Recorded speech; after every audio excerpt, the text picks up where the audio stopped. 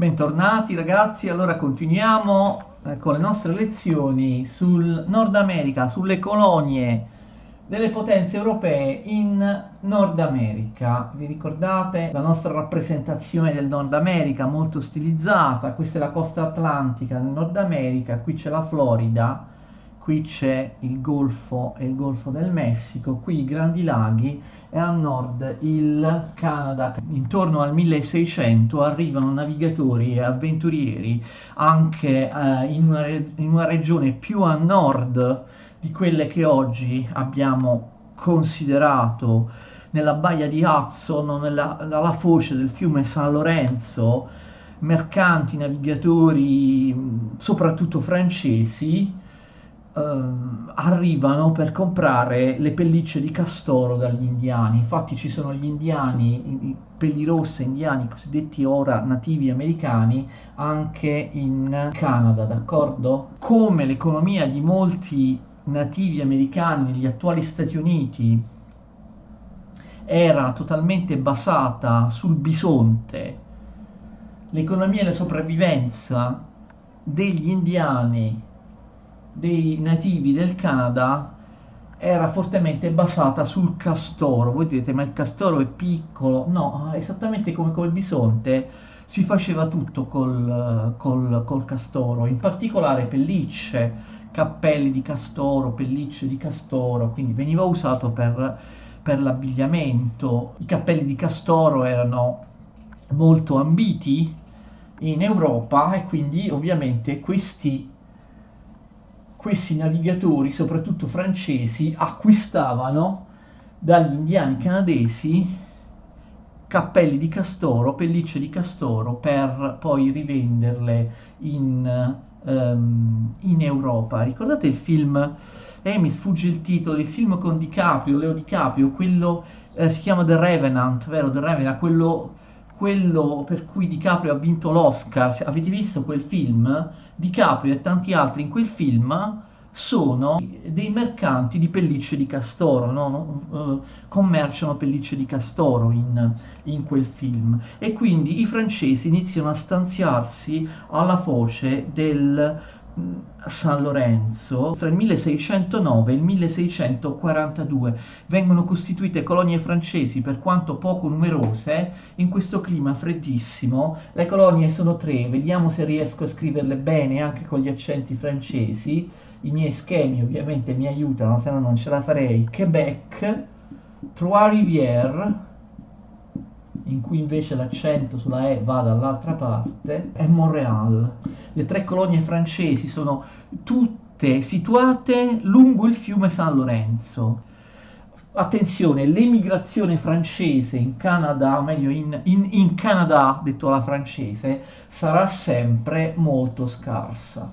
Abbiamo già evidenziato questo problema, queste ingenuità da parte dell'assolutismo francese, non solo di Luigi XIV, ma anche degli altri sovrani, quando abbiamo parlato specificamente di Luigi XIV.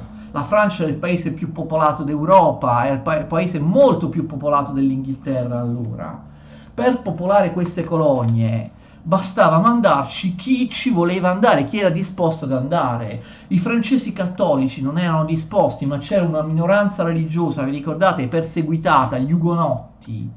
Ma Luigi XIV, per motivi puramente ideologici, con una delle sue tante scelte anti-economiche che abbiamo sottolineato quando abbiamo parlato di lui, nelle lezioni dedicate a lui, Luigi XIV, ma anche altri sovrani, ricordate, perseguitavano gli ugonotti, li fecero fuggire dalla Francia, i calvinisti francesi e gli ugonotti. Quelli lavoravano, producevano ricchezza, la Francia ebbe un contraccolpo economico molto negativo per l'emigrazione degli ugonotti. Li potevano almeno fare emigrare in Canada, in Canada o nelle altre colonie, in India, non lo so, dando loro la libertà che non avevano in Francia, nella madrepatria, ma per motivi ideologici di controriforma cattolica, di assolutismo cattolico, Luigi XIV e gli altri sovrani non vollero. Il Nord America poteva tranquillamente popolarsi di milioni e milioni di francesi, e forse così i francesi avrebbero vinto la loro contesa contro gli inglesi, e forse ora Anche negli Stati Uniti si parlerebbe francese, sarebbe uno stato francofono, ma questo non fu fatto, non fu data la libertà di emigrare agli ugonotti, anzi ci furono dei decreti che la vietarono espressamente, quindi l'emigrazione francese in Nord America sarà sempre modesta. Molti storici dicono che la guerra per il possesso del Nord America, che poi vedremo tra francesi e inglesi, era già persa in partenza da parte dei francesi. Nel 1720 vi erano 30.000 francesi in Nord America contro 500.000 inglesi. Capite? I francesi erano poco numerosi, c'era proprio un divario, un abisso proprio demografico. Attenzione, i francesi non si fermano qui, con l'aiuto degli indiani scoprono anche l'immensa valle del Mississippi Missouri, per cui pensate, percorrono tutto il centro degli attuali Stati Uniti, una valle enorme ovviamente, fino a ridiscendere grazie al Mississippi Missouri fino al Golfo del Messico, dove fondano la città di Nouvelle Orléans. Voi sapete che oggi si chiama New Orleans perché gli inglesi hanno vinto, ma all'inizio era Nouvelle Orléans perché c'erano i francesi che erano arrivati lì prima degli inglesi e avevano fondato questa città con un nome francese. A differenza di quanto molti pensano, i francesi non si stabilirono soltanto in Canada, ma anche negli attuali Stati Uniti. Solo che, ricordate, mentre le colonie inglesi stavano qui, stavano sulla costa, cercavano di andare lentamente verso l'entroterra, ma stavano sulla costa dell'Atlantico, ricordate? Massachusetts e altre colonie del nord qui, Virginia e altre colonie del sud qui. I francesi avevano quasi circondato gli inglesi perché si trovavano a nord in Canada, nella zona dei Grandi Laghi, ma anche a ovest rispetto agli inglesi nella valle del Mississippi Missouri fino al Golfo del Messico con Nouvelle Orléans. Allora, che cosa succede? Io vi ho appena detto con l'aiuto degli indiani. I francesi erano molto poco numerosi rispetto agli inglesi, però avevano un vantaggio strategico fondamentale che useranno fino all'ultimo. A differenza degli inglesi, i francesi stabiliscono sin dall'inizio buoni rapporti con gli indiani pellirosse, quelli che oggi chiamiamo nativi americani. Quindi vedete, non era impossibile fare degli accordi, dei trattati o vivere pacificamente con gli indiani. Mentre gli inglesi forse avevano anche paura degli indiani, no? Per il loro rigorismo puritano, protestante. Invece i francesi stabilirono sin dall'inizio ottimi rapporti con gli indiani e gli indiani, attenzione, sia quelli del Canada sia quelli degli attuali Stati Uniti, stettero sempre dalla parte dei francesi, cioè combatterono sempre insieme ai francesi contro gli inglesi.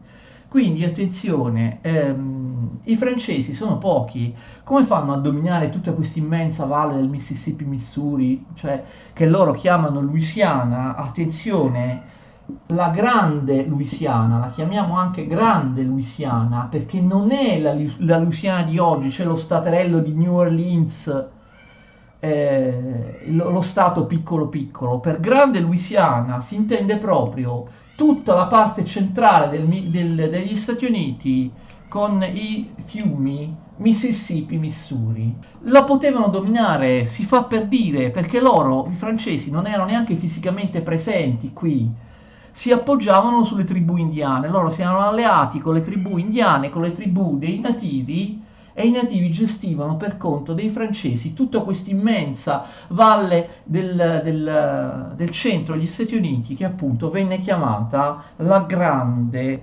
Louisiana. C'era un governatore francese, pensate, si chiamava Frontenac, che aveva un grande progetto.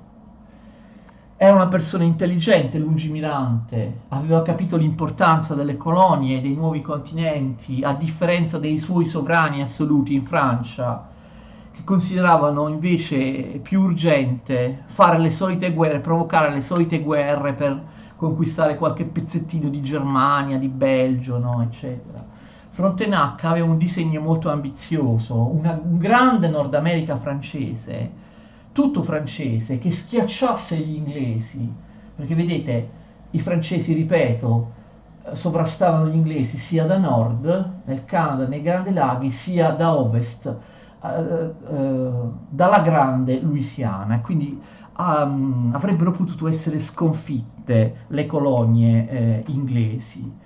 I sovrani francesi non presero mai in grande considerazione il progetto di Frontenac, progetto che poi alla fine fu sconfitto. Frontenac morì prima di vedere la definitiva sconfitta francese, ma fu sconfitto anche per i motivi che vi dicevo, cioè i francesi erano pochissimi rispetto agli inglesi, erano molto meno numerosi. Eppure da un punto di vista strategico, primo, i francesi combattevano molto meglio, vedremo che i coloni americani, una caratteristica avevano in comune, le colonie americane non erano in grado di combattere, erano proprio inetti nella guerra. Due, avevano l'alleanza con gli indiani, mentre gli inglesi non potevano far altro che fare guerra con gli indiani, non c'era comunicazione, non c'era nessun tentativo di alleanza o di accordo. Ci sono 3 tribù di nativi, di indiani pellirosse canadesi, ci sono gli Uroni, gli Algonchini e gli Irocesi. Magari questi nomi vi sono meno familiari rispetto a Sioux, Apache o cose del genere, perché chiaramente nei film western si parla degli Stati Uniti d'America, si parla delle tribù di nativi americani, di indiani pellirosse stanziati negli Stati Uniti d'America. Questi invece erano indiani pellirosse del Canada più a nord. Tuttavia fate attenzione che all'epoca, in particolare nel Settecento, quando si pensava ai nativi americani, agli indiani delle Indie occidentali, cioè dell'America, molto spesso si parlava proprio di questi popoli, non di quegli altri che poi diventeranno famosi nel XX secolo grazie ai film western. Cosa succedeva? Che gli indiani non erano pacifici tra loro, succedeva che le 5 nazioni irocesi erano continuamente in guerra con Uroni e Algonchini che erano alleati tra loro. E ovviamente che cosa fanno i francesi? I francesi si immischiano nelle guerre indiane e quindi, attenzione, si alleano con Uroni e Algonchini contro gli irocesi. I francesi dimostrano di saper combattere anche attraverso tecniche di guerriglia, mimetizzandosi all'interno del territorio, apprendono le stesse tecniche di combattimento degli indiani. Gli indiani insegnano ai francesi come combattere in quella zona lì, mentre gli inglesi non saranno mai in grado, i coloni inglesi non saranno mai in grado di combattere. La guerra però va male perché gli irocesi poi vincono e quindi anche le colonie francesi rischiarono di essere sterminate. Fate attenzione che nel 1648 gli Uroni, il popolo degli Uroni cessò di esistere perché fu completamente sterminato fino all'ultimo dagli irocesi. Quindi vedete, attenzione alla storia buonista politicamente corretta. I cattivi, quelli che fanno la guerra o sterminano altri popoli, non siamo stati solo noi occidentali. Quando gli occidentali, francesi e inglesi, arrivarono in Nord America, le tribù indiane non facevano altro che scannarsi e ammazzarsi tra di loro. Non erano, no, tutti buoni che vivevano a contatto con la natura, in una vita idilliaca, poi sono stati rovinati dall'arrivo dell'alcol, delle armi portate dagli occidentali. Cioè anche i nativi americani si ammazzavano tra di loro, avevano proprio delle teorie, delle vere e proprie teorie razziste. Gli irocesi consideravano Uroni e Algonchini popoli razzialmente inferiori, non meritevoli di vivere. In ogni caso i francesi si cimentano in queste guerre indiane, hanno buoni rapporti con gli indiani e così riescono a dominare un territorio troppo grande per la loro scarsa numerosità. Per gli inglesi non era così, tranne qualche eccezione. Vi ricordate Roger Williams? Roger Williams, che era a favore della tolleranza, della libertà religiosa, una persona veramente umanitaria. Lui nel suo Rhode Island, Roger Williams, stabilì buoni rapporti con gli indiani e comprò, invece di conquistarle con la guerra, comprò pacificamente delle terre da loro e viveva tranquillamente insieme a loro nel Rhode Island. Però purtroppo questi sono pochi esempi quello che poi successe in generale nelle colonie inglesi e nei futuri Stati Uniti sarà solo ed esclusivamente un rapporto di guerra nei confronti dei nativi, d'accordo?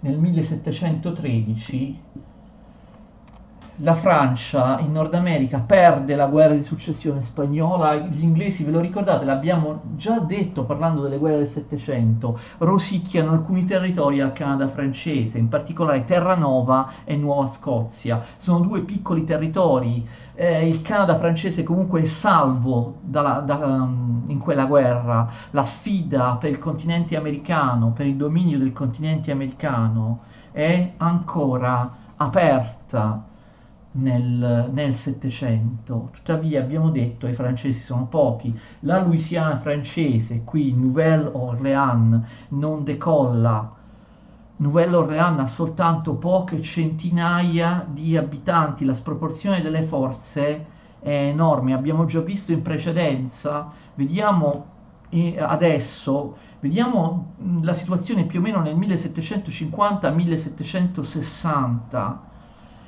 Gli inglesi in Nord America sono 1,5 milioni, mentre i francesi sono solo 80.000, quindi praticamente una sfida, come dire, persa in partenza. Le colonie inglesi, attenzione qui, provocano un sacco di guerre contro gli indiani dell'interno, contro i nativi dell'interno, perché vogliono conquistare nuove terre, in particolare quelli del sud devono per forza spingersi verso l'entroterra, perché il tabacco o altre colture di piantagione esauriscono ben presto il terreno, il terreno non è più fertile, quindi bisogna andare verso ovest per trovare nuove terre, ma verso ovest ci sono le terre, gli insediamenti degli indiani che non sono molto d'accordo, quindi quando i piantatori virginiani si spostano verso ovest finiscono inevitabilmente per combattere contro gli indiani e combattono, attenzione, contro gli indiani ma anche contro i francesi che vi ho detto erano loro alleati. Questa guerra coloni inglesi contro francesi e nativi americani ovviamente si innesta all'interno della guerra dei 7 anni di cui abbiamo parlato a parte naturalmente.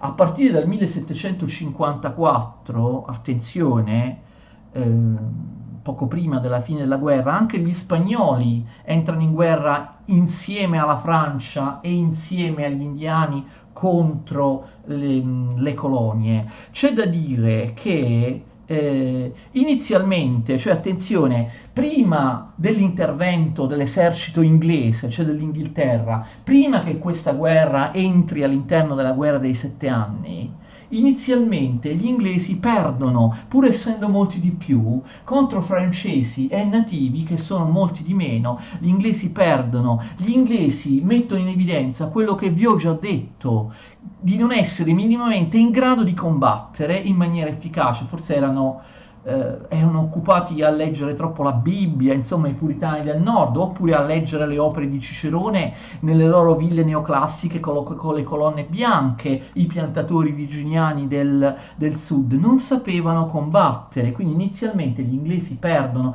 e le colonie sono a rischio. È soltanto grazie all'intervento della madrepatria inglese, quando questa guerra si trasforma, cioè confluisce nella guerra dei 7 anni tra Francia e Spagna da una parte e Inghilterra dall'altra, è solo allora che invece gli inglesi, cioè l'esercito, cioè le flotte della madrepatria, riescono a vincere. Francia e Spagna contro Inghilterra, contro Gran Bretagna nella guerra dei 7 anni, gli inglesi vincono nettamente questa guerra grazie alla loro superiorità navale e abbiamo già visto qual è la fine del Canada inglese con la pace della guerra dei 7 anni, d'accordo? 1763, ne abbiamo già parlato, parlando delle guerre europee nell'Europa del Settecento. I francesi perdono tutto il Canada e tutti gli abitanti anche francofoni del Canada vengono sottomessi agli inglesi. La storia delle colonie francesi in Nord America, il tentativo dei francesi di conquistare il Nord America finisce qui, d'accordo? Da questo momento in poi, 1763, gli inglesi sono i padroni anche del Canada, i francesi vengono definitivamente scacciati dal Nord America. Per quanto riguarda la Grande Louisiana, questo territorio qui, abbiamo visto, attenzione, quella però non va all'Inghilterra, viene data alla Spagna, d'accordo? Quindi Canada va agli inglesi, mentre la Grande Louisiana va agli spagnoli, che peraltro anche loro non hanno molti coloni per popolarla e per controllarla. Gli inglesi hanno vinto, però abbiamo visto, finché gli inglesi che combattevano erano solo quelli delle colonie, questi perdevano. Gli inglesi hanno vinto perché chi ha vinto? Ha vinto l'Inghilterra, c'è la madrepatria, le flotte mandate da Londra, d'accordo? Il nuovo re Giorgio III non ne vuole più sapere di guerre con gli indiani, d'accordo? L'Inghilterra, la Gran Bretagna, ha speso un sacco di soldi, ha costituito un grave debito pubblico per la guerra in Nord America. In fondo questa guerra è stata fatta anche per salvare le colonie americane lì che avevano dato prova di non essere in grado di difendersi da sole, non essere in grado di fare la guerra. Quindi Giorgio III inizia ad avere, come vedremo in seguito, il dente avvelenato nei confronti dei coloni in Nord America. Hanno un sacco di libertà, lo vedremo, pagano poche tasse, anche questo lo vedremo subito, e poi che fanno? Vogliono pure provocare guerre con gli indiani, poi dobbiamo intervenire noi inglesi. Allora no, attenzione, Giorgio III nel 1763 vieta ai coloni americani, Giorgio III Hannover proibisce ai coloni americani di fondare insediamenti a ovest dei monti Allegheni. Ovviamente questa proibizione viene presa molto male dai coloni americani, in particolare dai virginiani e dalle colonie del sud che facevano economia di piantagione, perché abbiamo detto avevano bisogno di nuove terre, le terre si esaurivano molto frequentemente, ma no, qui ci sono i monti Allegheni, Giorgio III in Inghilterra dice non voglio altri problemi, non voglio altre guerre con gli indiani, poi voi non sapete combattere, dobbiamo intervenire noi della madrepatria, d'accordo? Quindi di fatto queste colonie iniziano ad avere dei problemi con il nuovo re inglese, problemi che le porteranno, come sappiamo, alla guerra di indipendenza, d'accordo? Vediamo queste 13 colonie, perché sono 13 le colonie che poi diventeranno i primi 13 stati degli Stati Uniti. Non erano in grado di combattere, l'abbiamo visto, l'hanno messo in evidenza durante la guerra dei 7 anni e prima della guerra dei 7 anni. Erano sempre in lite tra loro queste 13 colonie, anche per questioni economiche, ma anche per la definizione dei confini, d'accordo? Abbiamo visto in passato differenza tra colonie del sud e colonie del nord. Adesso che è passato un secolo, siamo non più nel 600 ma nel 1700, diciamo, qual è la situazione più o meno nel 1760, ok? Pochi anni prima, diciamo, pochi decenni prima dello scoppio della guerra di indipendenza americana. Ci sono 5 colonie del sud, d'accordo? La Virginia, il Maryland, South Carolina e North Carolina, che io vi ho già nominato, vi ho scritto nelle lezioni precedenti, in più anche la Georgia, che è l'ultima colonia fondata, quindi la quinta nel sud degli attuali Stati Uniti, scarsamente popolata, anche perché in Georgia prevalgono molto le paludi, gli alligatori, la pianta arrampicante kudzu e così via. Non è un territorio facile. Poi attenzione, a sorpresa abbiamo 4 colonie del centro, cioè alcune delle colonie che noi prima abbiamo detto del nord possiamo, anche da un punto di vista didattico, chiamarle invece colonie del centro. Perché? Non per una questione geografica, ma perché si distinguono in alcuni caratteri dalle colonie del nord, d'accordo? Dalle 4 colonie del nord. Le 4 colonie del centro sono New York, Pennsylvania, New Jersey e Delaware. Anche in questo caso tutti i nomi li ho già nominati e scritti qui sulla lavagna nella lezione precedente. Queste colonie del centro si differenziano da quelle del nord perché sono le colonie proprio multietniche, caratterizzate dalla presenza delle città e dei porti più grandi e importanti, città come Filadelfia, New York e Baltimora, dove arrivano i nuovi immigrati dall'Europa, arrivano in questi porti e spesso si stanziano proprio in posti come New York o appunto nelle colonie del centro. Quindi è, diciamo, l'unica zona tra sud, centro e nord, il centro, che ha una vasta popolazione non inglese, non anglosassone, d'accordo? Perché i coloni, nuovi coloni, oltre a esserci coloni olandesi e svedesi che erano arrivati qui nel centro, ricordate, prima degli inglesi, affluiscono dall'Europa molti coloni non inglesi, cioè per esempio irlandesi, scozzesi oppure tedeschi, non ancora latini, d'accordo? Irlandesi, scozzesi o tedeschi, e quindi c'è una tolleranza religiosa oppure comunque un pluralismo, una presenza di molte etnie, di molte lingue, di molte religioni che negli altri due gruppi di colonie non esiste, d'accordo? Perché? È perché ovviamente molti tedeschi sono luterani, molti svedesi sono luterani, molti irlandesi sono cattolici, quindi altre forme di cristianesimo non calvinista che nelle colonie del nord e nelle colonie del sud non esistono, d'accordo? E a differenza delle colonie del sud c'è una differenza anche fortemente economica. Vi ricordate, stavo per non ripeterla, ma ho sbagliato, lo ripetiamo. Nel sud vi era l'economia di piantagione, pochi grandi latifondisti e molti braccianti che lavoravano, braccianti che sono sempre più rappresentati da schiavi neri portati nella tratta degli schiavi di cui ho parlato in una lezione precedente dall'Africa. Attenzione, nel Settecento non pensate ancora al cotone, si coltivava quasi esclusivamente tabacco, la schiavitù, questa aristocrazia terriera, una chiesa anglicana, ve lo ricordate, al sud erano anglicani, e invece al centro erano di tutte le religioni. La popolazione però era quasi esclusivamente bianca perché i neri, schiavi neri, erano quasi esclusivamente presenti nelle colonie del sud, anche perché servivano alle piantagioni. Solo le colonie del sud avevano un'economia di piantagione, d'accordo? Nelle colonie del centro c'era invece una piccola proprietà privata nel centro, colonia del centro, al posto dei grandi latifondi del sud.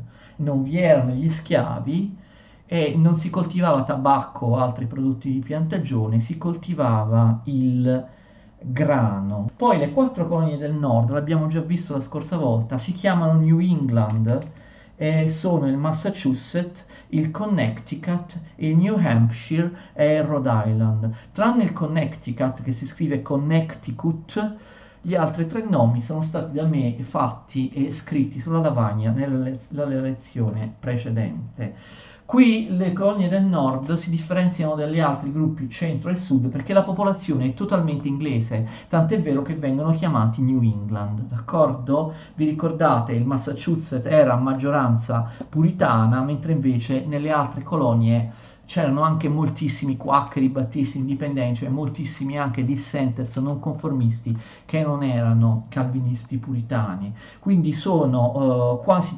popolazione totalmente bianca e totalmente inglese, d'accordo?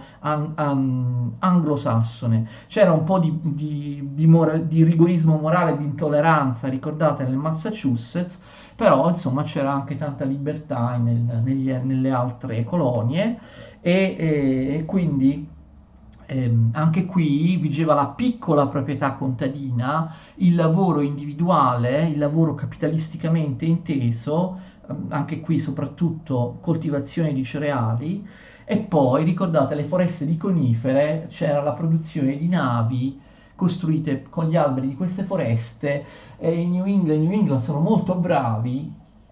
Pensate che intorno al 1850-60, prima della rivoluzione americana, pensate che il 75% delle flotte inglesi, importantissime, no, nel mondo, era costruita da cantieri navali nel New England, quindi vedete. Quindi abbiamo visto c'è anche una differenza, ricordate, di etnie. Nel New England erano tutti bianchi anglosassoni, discendenti dei coloni inglesi. nelle colonie del nord. Nelle colonie del centro erano quasi tutti bianchi, ma gli anglosassoni erano solo una parte. Vi erano anche nuovi immigrati scozzesi, tedeschi, d'accordo, irlandesi e così via. E quindi l'unica religione non era totalmente calvinista, non era totalmente protestante, vi erano anche luterani, vi erano anche cattolici, a differenza delle colonie del sud e del centro.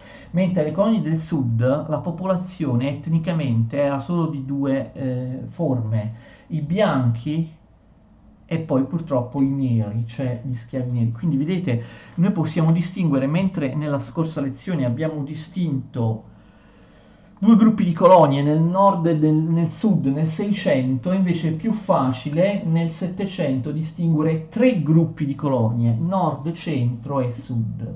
Attenzione, perché si ribellano, perché scoppia la rivoluzione inglese, lo vedremo in un'altra lezione. Molti dicono, molti possono pensare, erano soggette duramente al controllo, alle leggi inglesi. Assolutamente no, avevano un'enorme autonomia, un autogoverno. Ogni colonia eleggeva un'assemblea che era responsabile di tantissime leggi e provvedimenti locali e quindi i coloni si autogovernavano per buona parte attraverso l'assemblea. L'assemblea si occupava del governo e della legislazione locale, quindi queste colonie erano molto autonome. C'era poi un governatore che rappresentava il potere esecutivo e questo era nominato da Londra, era nominato dall'Inghilterra la madrepatria. Qual era il problema per cui le colonie inglesi protestavano? Sì, erano libere, erano autonome, però c'era un problema economico, nel senso che le colonie americane, fate attenzione perché questo è molto importante, erano soggetti ad una legislazione mercantilistica. Ricordate cos'è il mercantilismo? Protezionismo tra madrepatria e colonia. Cosa succede? Che venivano utilizzati i coloni americani come masse di consumatori delle merci inglesi che diventano seriali sempre più a prezzi bassi, sempre più ingenti perché vengono fuori dalle moderne industrie meccanizzate con la macchina a vapore dell'Inghilterra, anche se forse a metà del Settecento la macchina a vapore doveva ancora arrivare. E quindi che cosa succede? Gli americani non potevano produrre niente che non fosse acquistabile dall'Inghilterra, d'accordo? Di fatto gli americani esportavano soltanto materia prima e dovevano per legge acquistare prodotti, merci soltanto dall'Inghilterra. Facciamo un esempio: il nord dinamico, puritano, eccetera, affarista, capitalista, voleva fondare un'industria del ferro, c'erano le miniere di ferro, ma questa legislazione mercantilistica impediva loro di farlo. Cioè, che cosa dovevano fare gli americani? Dovevano esportare ferro grezzo, cioè materia prima, in Inghilterra, poi le industrie inglesi lo lavoravano e i prodotti di ferro tornavano, cioè venivano acquistati dagli americani i prodotti di ferro. Loro mandavano ferro grezzo in Inghilterra, lì veniva lavorato, i prodotti di ferro poi venivano acquistati dagli americani in Inghilterra. Non potevano produrre nessuna merce che possono acquistare dall'Inghilterra. Questo ovviamente è un vincolo allo sviluppo delle colonie americane. Le colonie americane non possono mettere su delle industrie, d'accordo? Delle industrie moderne. Devono avere rapporti commerciali solo con l'Inghilterra. Comprano e vendono lì, d'accordo? Questa situazione era un po' assurda, fu messa in evidenza da uno, vedremo, dei grandi protagonisti della rivoluzione americana, Thomas Jefferson. Thomas Jefferson fa questo esempio: un americano non può costruirsi da solo neanche un cappello di castoro, neanche un cappello, magari cacciato, un cappello, no? Di un animale cacciato nella sua stessa proprietà, un americano. Io caccio un animale col suo corpo, io non posso prendere la pelle e farmi da solo un cappello. Devo per forza comprare quel cappello dall'Inghilterra, d'accordo?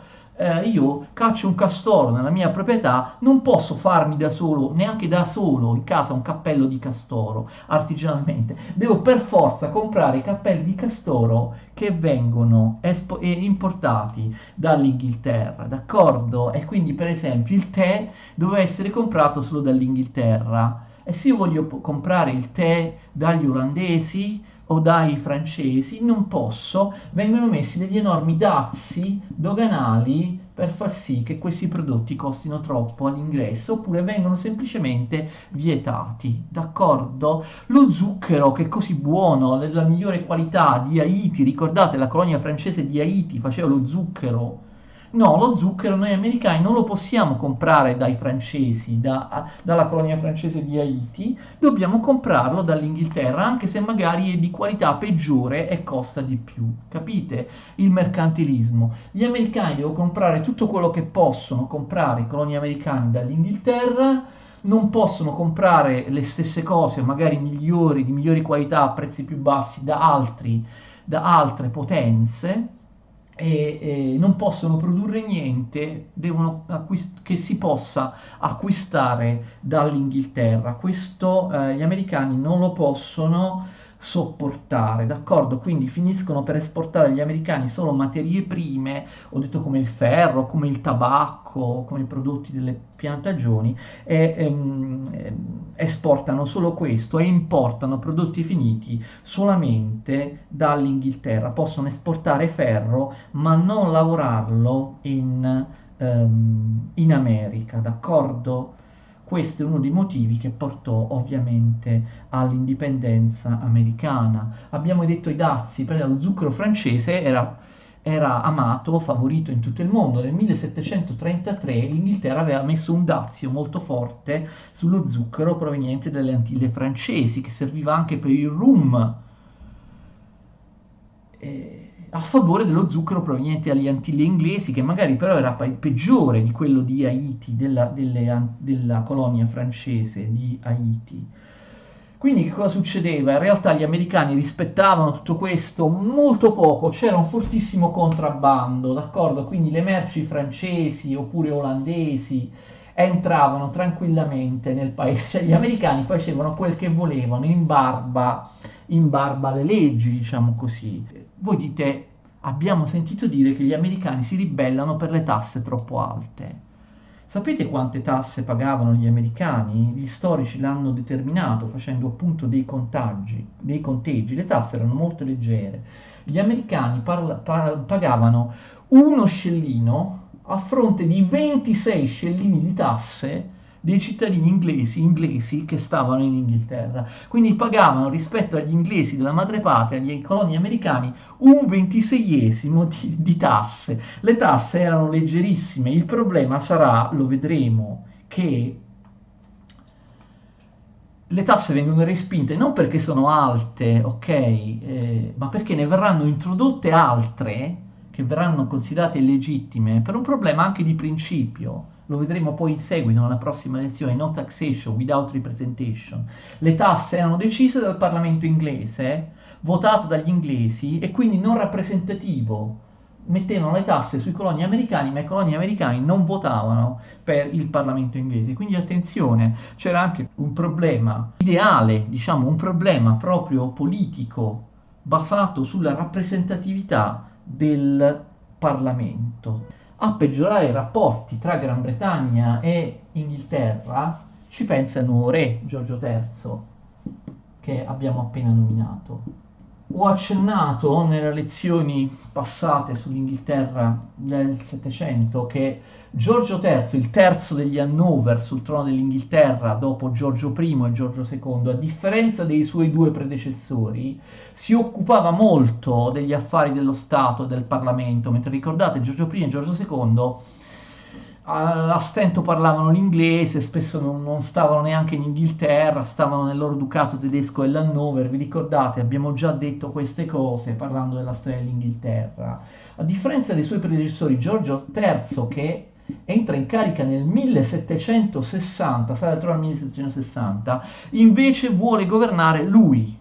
Non ne può più di decenni e decenni, vi ricordate? Ne abbiamo parlato, di governi Whig, di governi a maggioranza liberale che avevano reso il Parlamento un luogo corrotto E quindi Giorgio III fa valere le sue prerogative che dicono che lui comunque nomina il primo ministro, anche se il primo ministro non può governare senza la maggioranza del Parlamento, nomina primi ministri amici suoi, quelli che vuole lui, e riesce a manovrare il Parlamento per poter governare attraverso i suoi primi ministri. Quindi abbiamo, dopo molto molto tempo, un re forte, interventista, che pretende molti poteri a scapito del Parlamento. Si formano i cosiddetti governi degli amici del re, non più dei governi liberali, ma spesso dei Whig, ma spesso dei governi misti, liberali e conservatori, Whig e Tories. Tanto il Parlamento è corrottissimo, il re e i suoi ministri non ci mettono granché appunto a pagare i parlamentari, a farli venire dalla loro parte, quindi i governi amici del re, quindi riprende un grosso potere personale Giorgio III. Giorgio III allontanerà anche un politico importantissimo che abbiamo nominato per le guerre europee, William Pitt il vecchio, da non confondere con William Pitt il giovane che combatté contro Napoleone.